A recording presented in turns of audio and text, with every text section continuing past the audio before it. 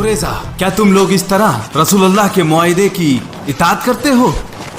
वापस जाओ, इससे पहले कि हमारी तलवार उठ जाए। वापस जाओ। जहां तक इन ऊंट और माल की बात है, अल्लाह ने यह सामान अब हमें अता किया है। अगर तुम अपनी सलामती और गनीमत चाहते हो तो चले जाओ, यहां से चले जाओ।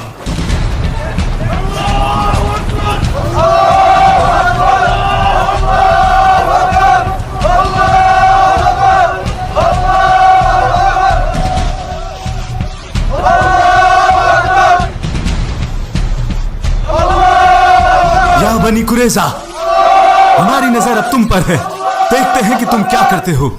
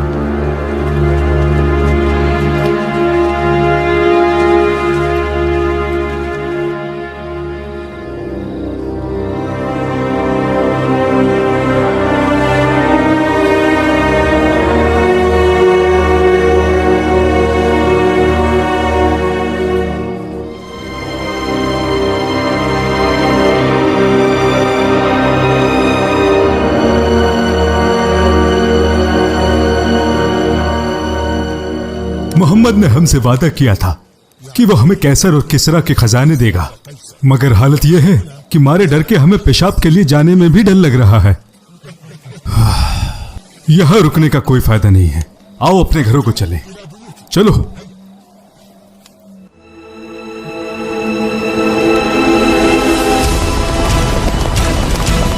होशियार रहो, दुश्मन आ गए हैं, दुश्मन आ गए हैं। जाओ, रोको उन्हें, वो खंदक तक ना पहुंच पाए। जाओ।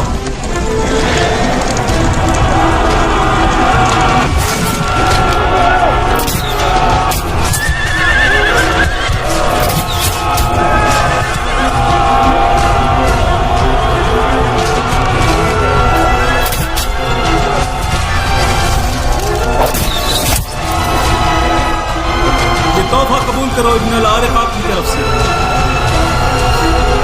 अल्लाह तुम्हारे चेहरे को जहन्नुम में गैरत कर दे। इस मरदूद ने बड़ी रख पर वार किया है।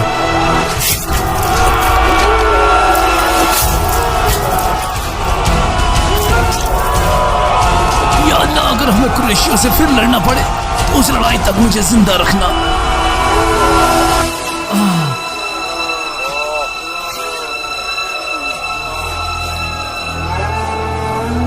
रसूल अल्लाह का हुक्म है कि तुम्हारे खेमे में इनकी अच्छे से देखभाल हो। ले जाओ इन्हें। रुफैदा, औस कबीले में साद रसूलुल्लाह को सबसे ज्यादा अजीज हैं। रसूल अल्लाह ने इन्हें तुम्हारी निगहबानी में दिया है। कोई कमी मत छोड़ना। इंशाअल्लाह जरूर, पूरी कोशिश करूंगी।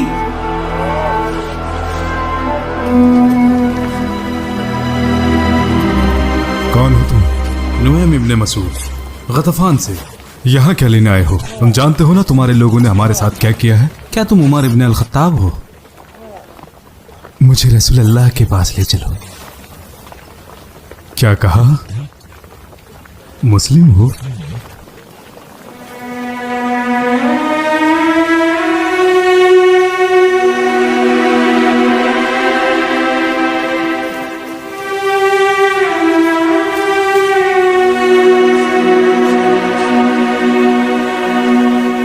या रसूल अल्लाह, मेरे लिए क्या हिदायत है?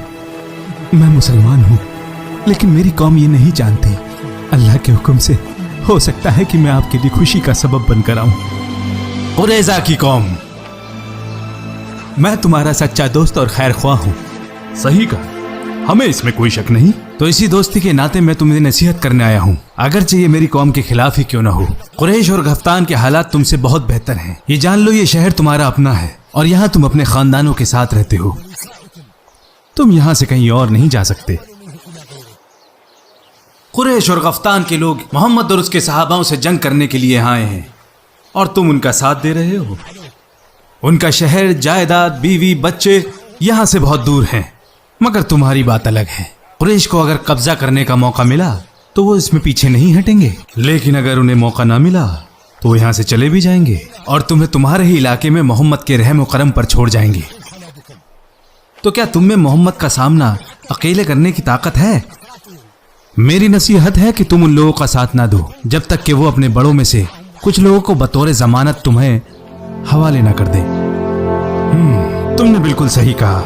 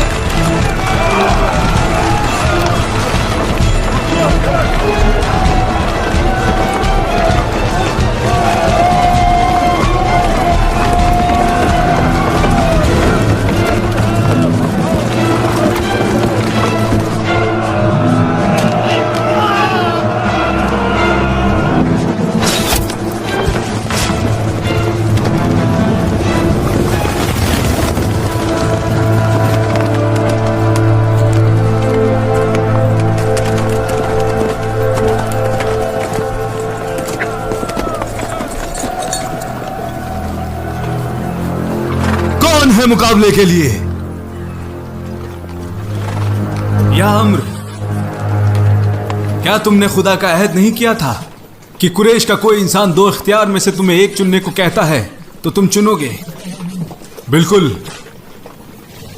तो मैं तुम्हें एक अल्लाह, उसके रसूल और इस्लाम की दावत देता हूं। मुझे इसकी जरूरत नहीं, तो मैं तुम्हें मुकाबले की दावत देता हूं। क्यों भतीजे? वल्लाहि मैं तुम्हें मारना नहीं चाहता, क्योंकि वल्लाह मैं तुम्हें मारना चाहता हूं।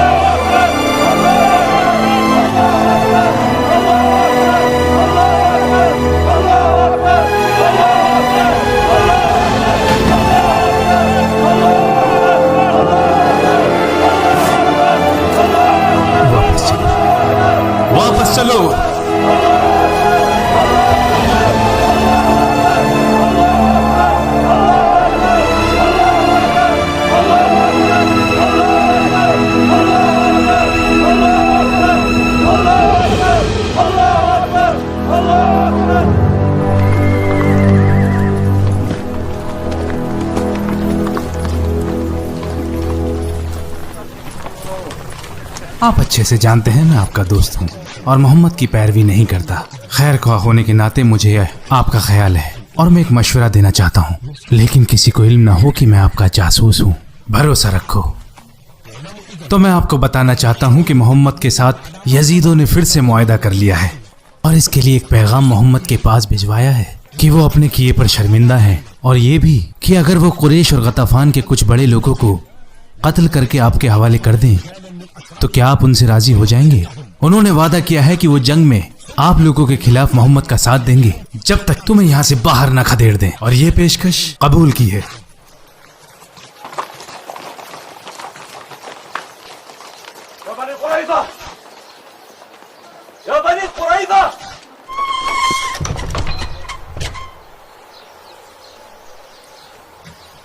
हमारे पास ज्यादा वक्त नहीं है और खंदक की वजह से हमारे हाथ बंधे हैं। आओ हम मिलकर मोहम्मद के साथ जंग करते हैं और उन्हें खत्म करते हैं। आज हमारा हफ्ते का दिन है और इस दिन हम कुछ नहीं करते। और वैसे भी मोहम्मद के खिलाफ तुम्हारा साथ इस जंग में हम हरगिज ना देंगे जब तक कि तुम बतौर जमानत अपने कुछ लोगों को हमारे पास नहीं छोड़ जाते। हमें डर है कि जंग आसान ना होगी और नतीजा अगर आप लोगों के खिलाफ गया तो आप लोग अपने अपने घरों को वापस लौट जाओगे।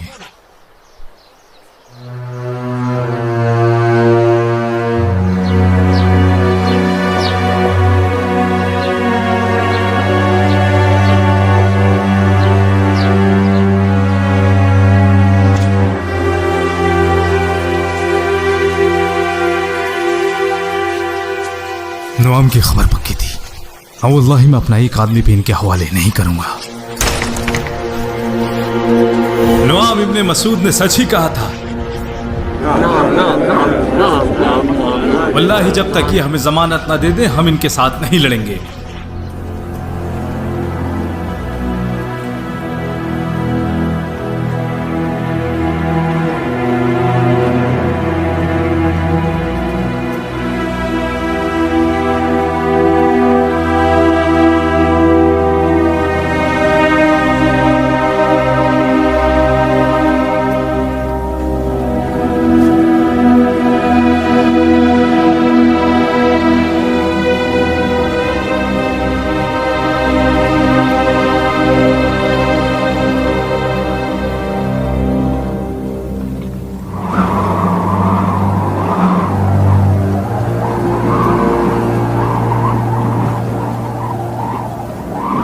या माशरा कुरैश, आप भी जानते हैं कि हम यहाँ ज्यादा दिन नहीं ठहर सकते। हमारे ऊंट और घोड़े तो बीमार हो ही रहे हैं, साथ में यहूदी और कुरैजा भी अपना वादा नहीं निभा पा रहे। इन सर्द हवाओं ने भी बदहाल किया हुआ है। न हम कुछ बना सकते हैं, न पका सकते हैं और न जला सकते हैं। कुछ भी ठीक नहीं हो रहा। मेरा मशवरा है घर वापस चलो। या रसूलुल्लाह, या रसूलुल्लाह, दुश्मन भाग रहे हैं, दुश्मन भाग रहे हैं।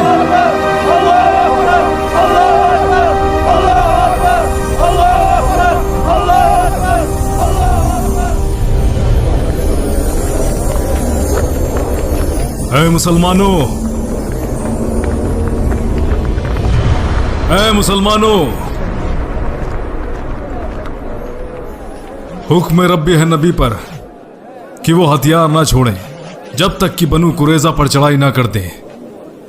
तो नबी का फरमान सुनो, असर की नमाज कुरैजा के यहां पढ़ेंगे।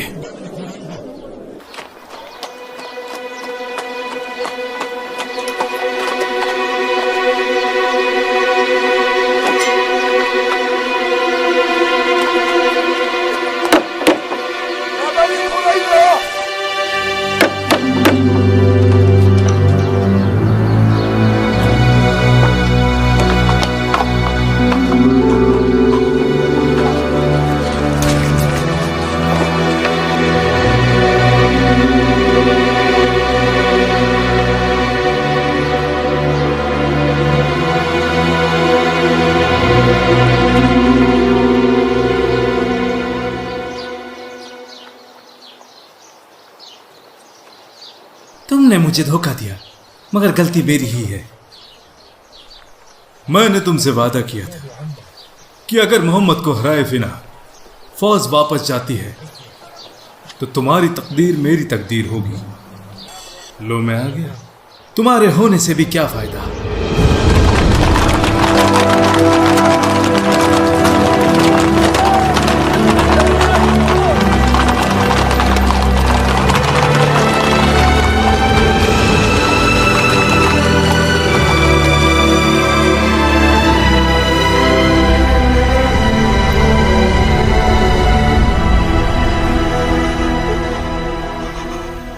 अब जल्दी ठीक हो जाएंगे साथ। अल्लाह आपको शिफा देगा इंशाअल्लाह।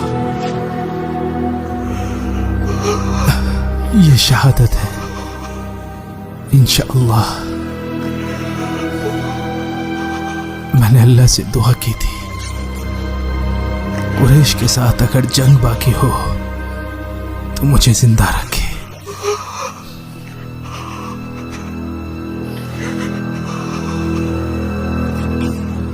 लेकिन अल्लाह के करम से जंग खत्म हो चुकी है और मुझे शहादत मिली है। क्योंकि अब दुश्मनों के खिलाफ जंग खत्म हो चुकी है। मैंने रसूलुल्लाह सल्लल्लाहु अलैहि वसल्लम को कहते सुना है, वो अब हम पर हमला नहीं करेंगे। मैं मुतमईन हूं।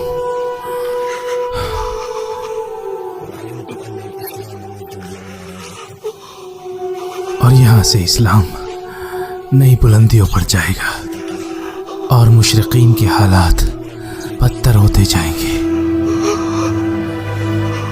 मेरी रब से दुआ है कि मेरी दुआओं को कबूल करे।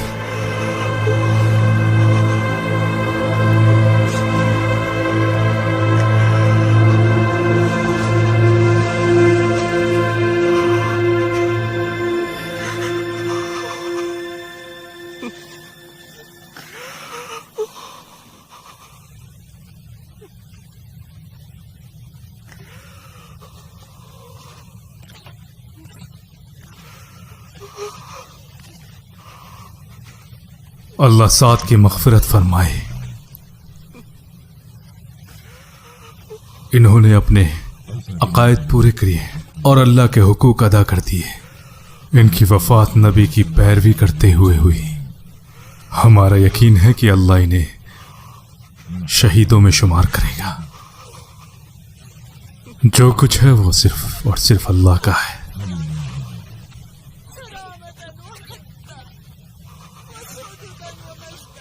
मातम ना करो उम्मे साद, बल्कि सब्र से काम लो। ये अल्लाह की ही मर्जी थी। रहने दो या बिलाल, हर औरत का रोना सच्चा नहीं होता। साद इब्ने मुआद के लिए रोने वाली औरतों के सिवा।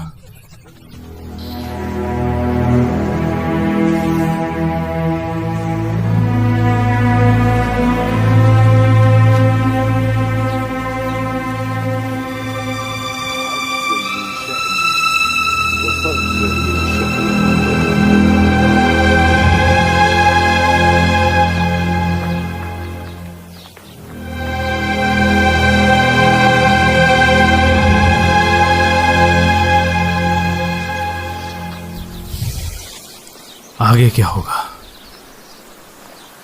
आगे क्या?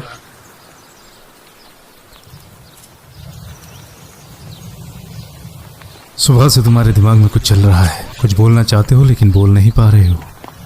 हालात तुम्हारे सामने हैं, मैं क्या कहूं। लोग जा चुके हैं, या तो मौत हो चुकी है या मोहम्मद और उनके साहबाओं से जाकर मिल गए हैं। जैसे कल की ही बात हो, हम अपने बड़ों के साथ अंदर बैठा करते थे। मोहम्मद और उसके दीन के बारे में बहस किया करते थे कि कैसे इसको जड़ से खत्म करें। और इस कल को जानते भी हो 19 साल हो चुके हैं।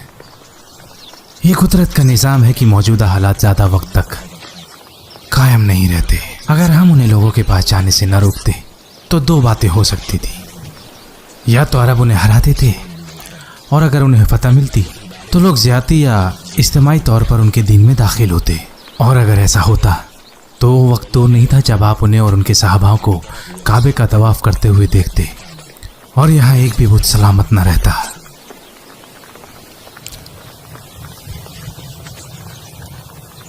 तो अब क्या सोच रहे हो? हिजरत की? मोहम्मद के पास? नहीं, अरब और कुरैश से कहीं दूर। ये तुम्हें क्या हो गया है? मैं इनमें से किसी का भी हिस्सा नहीं बनना चाहता जो मोहम्मद, अरब और कुरैश के बीच चल रहा है, जब तक कि इसका फैसला ना हो जाए। अगर उनकी मुखालिफत करना गलत है तो मैं इससे दूर रहूंगा, और अगर सही है तो ये मैं पहले ही कर चुका हूं।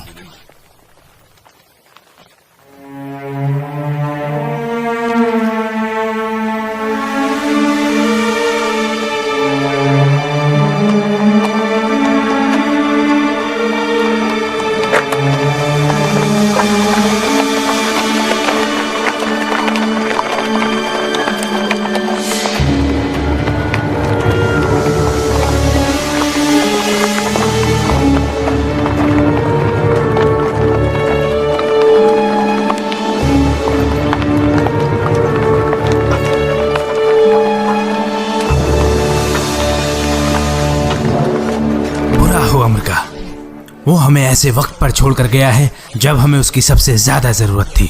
ये तो हमें नीचा दिखाने वाली बात है। वो बुज़दिल हो चुका था। उसे लगा होगा कि हमारे रवैये की वजह से मोहम्मद हम पर हमला करेगा।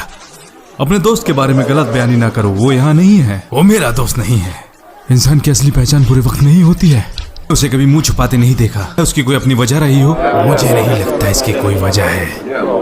वजह वही है जो इक्रिमा ने कहा।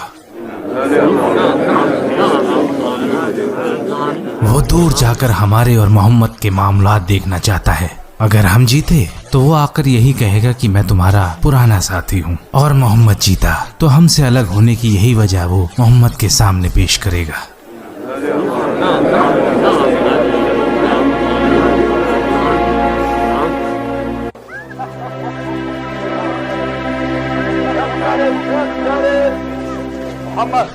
क्या बात है, आज बड़े खुश दिखाई दे रहे हो उमर इब्न अल-खत्ताब। कैसे ना हो, जब रसूलुल्लाह हमें खुद मक्का ले जा रहे हैं उम्रा के लिए। क्या कह रहे हो? बिल्कुल सही कह रहा हूँ। उन्होंने ये सबको बताने का हुक्म दिया है। अल्हम्दुलिल्लाह।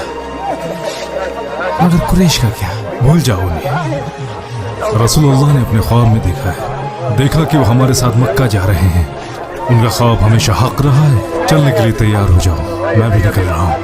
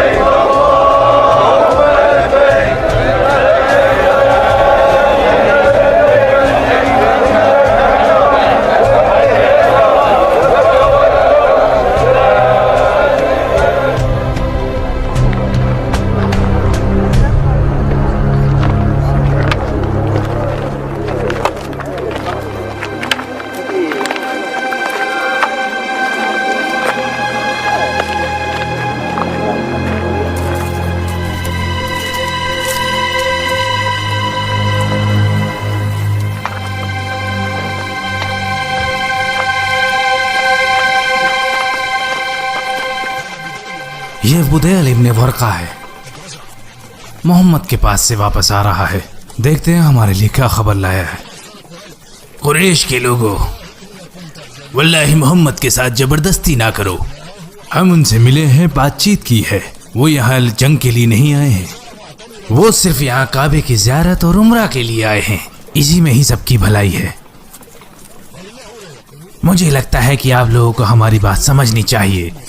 उन्होंने ये भी कहा कि अगर कुरैश की कोई शर्त है तो वो उसे भी मानेंगे। मेरा ख्याल है कि उन्हें उम्रा के लिए जाने दिया जाए। तो अपने साथ हथियार किस लिए लाए हैं? एहतियात के लिए, ताकि तुम लोग हमला ना कर दो। हाँ, करेंगे। अगर उसने शहर में घुसने की कोशिश की तो, चाहे वो जंग ना करने की गर्ज से ही क्यों ना आया हो, वल्लाही वो हमारे शहर में जबरदस्ती दाखिल नहीं हो सकता और इस पर अरबों को भी कोई एतराज ना होगा। हम तो तुम्हारे बीच अमन व अमान और सुलह चाहते हैं।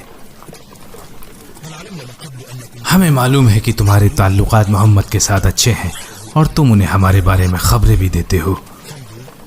तुम जा सकते हो, हमें तुम्हारे मशवरे की कोई जरूरत नहीं। वो लोग बैतुल हरम की ज़ियारत के लिए आए हैं, क्या तुम उन्हें जाने नहीं दोगे? अगर ऐसा किया तो अरब तुम्हारे खिलाफ हो जाएंगे, चाहे तुम्हारा दिन एक ही क्यों ना हो। वो कहेंगे कुरैश कब से काबा को अपनी मिल्कियत समझने लगे, जबकि ये पूरी इंसानियत के लिए है। हम कुरैश की इज्जत करते हैं क्योंकि वो काबा के रखवाले हैं और हम ये बिल्कुल बर्दाश्त न करेंगे कि वो काबे को अपनी मिल्कियत मान लें। और अगर कल अरब और कुरैश के बीच इख्तिलाफ पैदा हुए तो क्या कुरैश उन्हें भी काबे की ज़ियारत से रोकेंगे?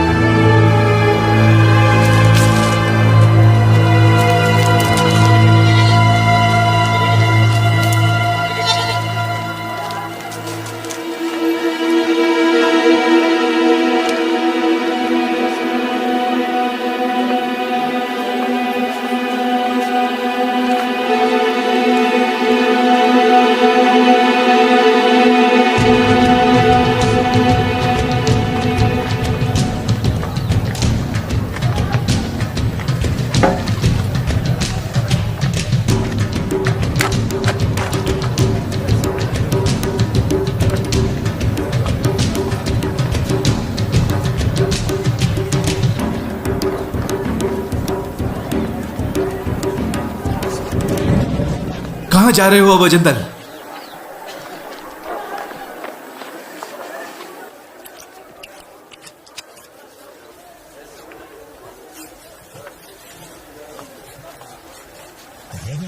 तो क्या ऐसे वादा खिलाफी करोगे अगर बाहर जाने दूंगा? काश मैं भी भाग जाता जैसे मेरा भाई रसूलुल्लाह के पास गया, लेकिन तुम तो अब्दुल्ला नहीं हो। आपका मतलब ताकत और कुव्वत में मैं उनसे कम हूं? जो समझना है समझो, लेकिन तुम जंजीरों में बंधे हो क्योंकि तुम ऐसा चाहते हो। अगर मेरी बात मानते तो ऐसे जंजीरों में ना बंधे होते। लेकिन जो तुमने कहा, हाँ, अगर तुम्हारे अंदर भी भाई की तरह कुव्वत और ताकत होती तो तुम भी बेड़ियों में ना बंधे होते। तो अब दो ही बातें हैं, या तो मेरी बात मानो और या अपनी ताकत दिखाओ, लेकिन तुम तो दोनों के बीच में हो। अब ना तो मुझे तुम्हारी फर्माबरदारी पर फख्र है और ना ही तुम्हारे मजबूत इरादे पर कोई शक। तुम जो चाहो वो समझो।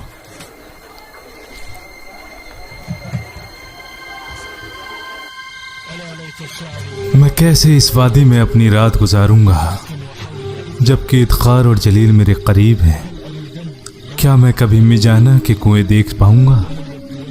और क्या मैं अपनी आंखों से शामा और तफील देख पाऊंगा? बस करो बिलाल, बस करो।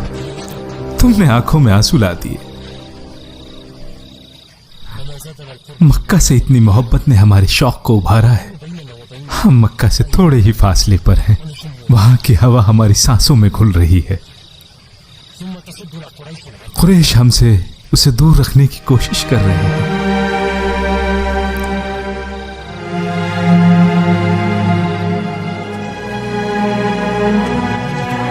ये तो उर्वा इब्न मसूद अल-तखाफी है।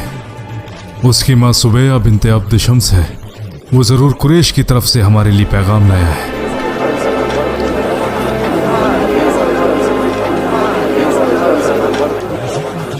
कैसे आना हुआ उर्वा? मैं मोहम्मद से बात करना चाहता हूँ।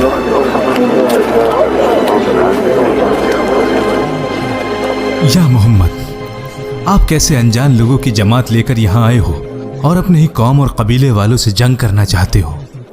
वो शेर की खाल में कुरैश हैं। अल्लाह का अहद क्या है कि जबरदस्ती आपको मक्का में ना घुसने देंगे। वल्लाही मैं देख सकता हूँ कि आपके ये साहबा आपका साथ छोड़ देंगे। ना मुंह काला करो नापाक इंसान, अब तुम बताओगे कि हम रसूलुल्लाह को छोड़ देंगे? वल्लाही अगर माजी में तुमने मेरा साथ न दिया होता फिर मैं तुम्हें बताता। या माशरा कुरैश, मैंने फारस के बादशाह को भी देखा है, रोम की ताकत भी देखी है और नजाशी का निजाम भी देखा है, लेकिन मैंने पहले कभी भी लोगों के बीच ऐसा बादशाह नहीं देखा जैसे मोहम्मद अपने सहाबाओं के बीच है। मैंने देखा है कि वो लोग उनको कभी नहीं छोड़ेंगे। हम मर्जी आपकी।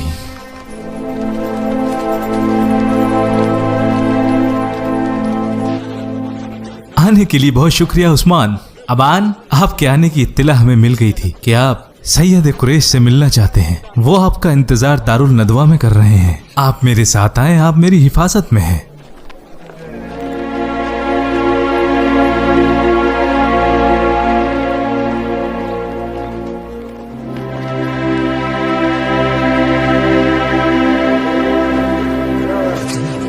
आपने जो कहा हमने सुना उस्मान। हम जानते हैं कि आप लोग हमसे जंग करने नहीं आए हैं, लेकिन ये हमारे लिए आसान नहीं कि आप हमारे शहर में दाखिल हों, जबकि सारा अरब इस खबर से मुखातिब है और हमने आपको रोकने का अहद किया है। अब अगर हमने हाँ की तो ये हमारी बेइज्जती होगी, लेकिन तुम यहाँ ठहर सकते हो जब तक कि हम लोग किसी नतीजे पर नहीं पहुंच जाते। उस्मान अब तक वापस क्यों नहीं आए? मुझे डर है कि कहीं कुछ गलत ना हुआ हो। आपको लगता है कि उन्होंने उनको बंदी बनाया है? अगर ऐसा हुआ तो ये जंग का ऐलान है। उन्होंने उनका कत्ल किया है। उस्मान का कत्ल हो चुका है। अल्लाह उन सबको कत्ल करते। क्या क्या बात कर रहे हो? हमारा एक मुखबिर अभी मक्का से लौटा है और उसने रसूलुल्लाह को उस्मान के गायब होने की खबर दी है।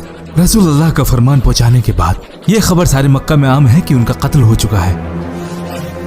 तो फिर ये एक जंग है। यही कहा रसूलुल्लाह ने भी कि जब तक हम जंग ना करेंगे वापस ना जाएंगे। उन्होंने उस पेड़ के करीब इकट्ठा होने को कहा है ताकि हम अहद ले सकें कि हम यहाँ से नहीं जाएंगे। आप लोगों को इकट्ठा करें। उमर, आपकी आवाज सबसे बुलंद है। ऐ लोगों, ऐ लोगों। जरूरी ये नहीं कि खबर कैसे उड़ी, जरूरी यह है कि हमें सच्चाई बतानी होगी इससे पहले कि बात हमारे हाथ से निकल जाए। आप सब तो जानते ही हैं कि मोहम्मद और उनके साहबाओं ने अहद किया है कि उस्मान ना मिले तो वो हमसे जंग करेंगे। तो करने दो, ये तो होना ही था ना। वल्लाह अगर इससे बचने का रास्ता है तो हम जंग नहीं करना चाहते। खालिद ने बिल्कुल सही कहा। अगर वो शुरू करते तो हम उनसे जंग जरूर लड़ते। उनकी जंग करने की कोई तमन्ना ना थी जब तक कि उस्मान के कत्ल होने की झूठी खबर आग की तरह न फैल गई।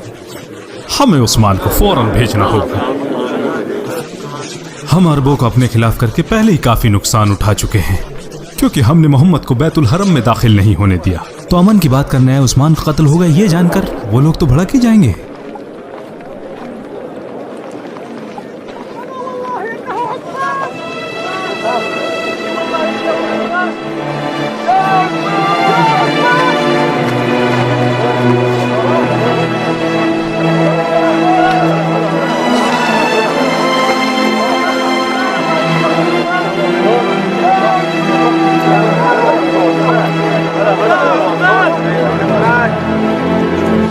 वल्लाही और कुछ नहीं बल्कि सारे अरबों को हमने अपने खिलाफ गवाह बना लिया है और हमारी अहमियत मोहम्मद के मुकाबले कम हो गई है।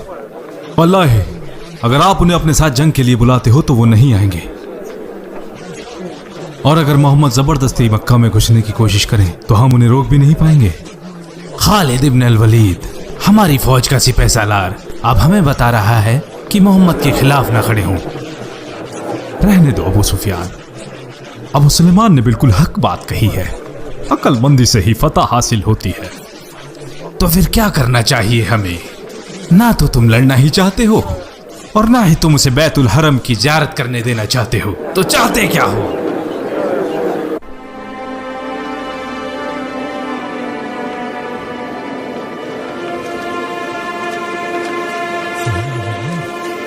सुहैल इब्न अम्र, ये जरूर हमारे बीच सुलह के लिए आया है।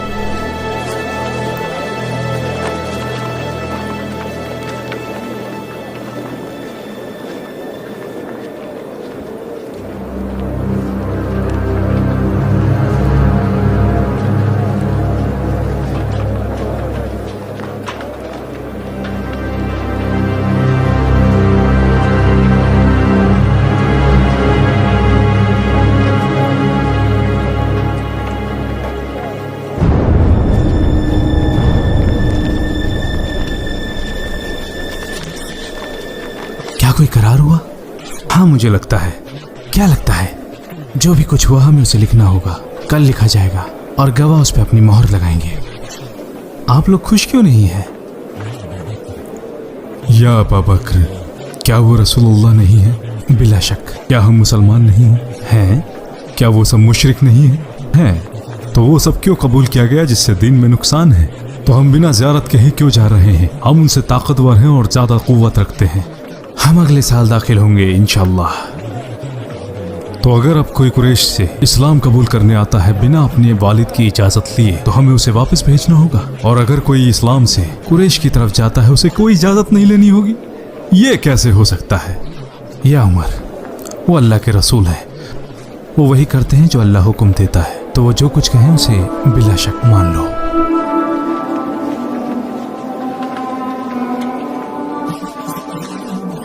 यमन का करारनामा मोहम्मद इब्न अब्दुल्लाह और सुहेल इब्न अम्र के बीच। दोनों ने माना है अगले 10 साल तक जंगे बंदी रहेगी। इस दौरान अमन अमान और सुकून रहेगा और कोई एक दूसरे पर हमला ना करेगा। अगर कोई भी कुरैश से वालिदैन की इजाजत के बगैर मोहम्मद की इताअत करता है तो उसे कुरैश को वापस कर दिया जाएगा।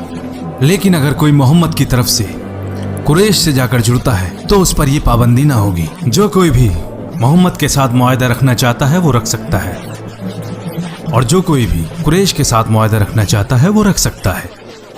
आप लोग गवाह हैं कि मैं और मेरे खुज़ा कबीले के लोग मोहम्मद के साथ हैं और हम बकर कबीले के लोग कुरैशियों के साथ हैं।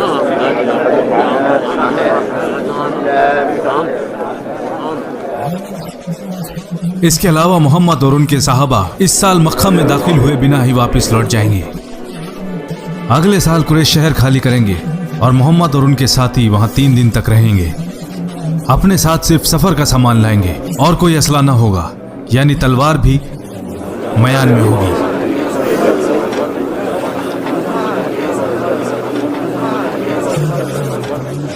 मुआहदे के गवाह कुरैश की तरफ से सुहेल इब्न अम्र और मरकज इब्न हफ्स हैं, जबकि मुसलमानों की तरफ से Abu Bakr al Siddiq, Umar ibn al Khattab, Saad ibn Abi Waqqas, Abdul Rahman ibn Awf, Muhammad ibn Maslama, Ali ibn Abi तालिब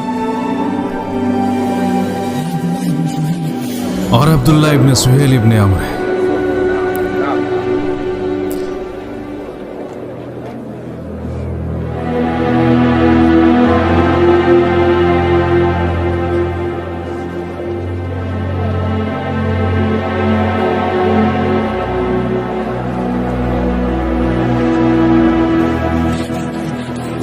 मैं आप पर कुर्बान जाऊं या रसूल अल्लाह। वल्लाही अगर हमारा यकीन न होता कि आप अल्लाह के रसूल हैं और आप जो फैसला लेते हैं वो अल्लाह का हुक्म है, और ये यकीन न होता कि अल्लाह हमेशा आपके साथ है, तो जो भी इस इंसान ने कहा है मैं उस पर कभी रज़ामंद ना होता।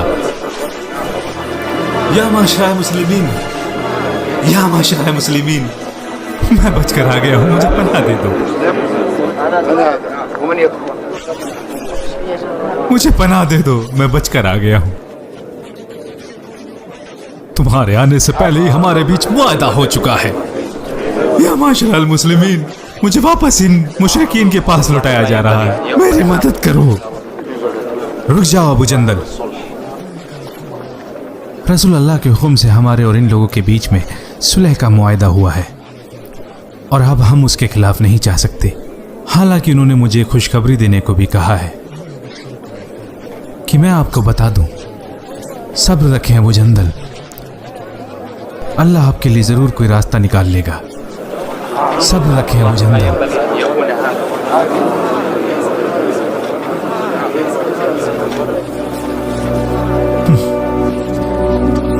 मेरा भाई अबू जंदल ऐसा ही है, हमेशा देर से आता है।